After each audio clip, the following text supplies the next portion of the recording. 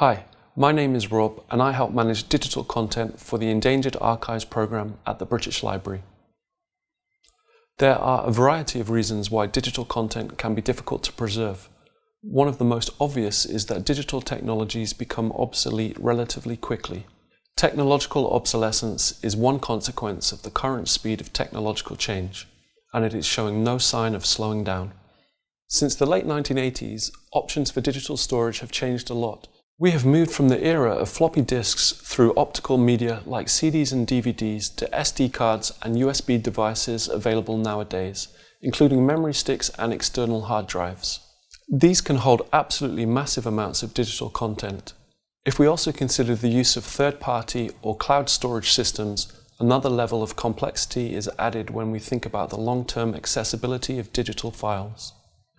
This has an impact on hardware, operating systems, software, file formats, storage, and access methods.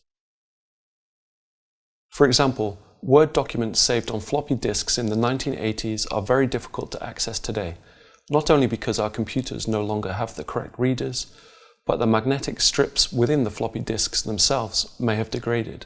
Another obstacle is that the original word processing software may no longer be available, and so the text file on the floppy disk can't be opened in the way it was originally intended. Digital content will typically be stored somewhere as a byte stream, but we very rarely encounter them in that form. Instead, content will typically be rendered by specific software running within a particular operating environment. To give you an example, if you use a Canon camera in your digitization project, you may be capturing Canon RAW files. Depending on the age of the camera model, it may create CR2 or CR3 files. This difference may cause issues if you're using old imaging processing software that cannot support CR3 files. Some of those concerns can be addressed by the consistent use of documented or standard file formats, but it is still likely that to fully understand a piece of digital content, you may need to access it via multiple programs and in many formats. A good understanding of these obstacles can help you make decisions about your own digital preservation strategies. Considering the formats you are working with, the software you are using, and the storage solutions you adopt will help preserve your collections long into the future.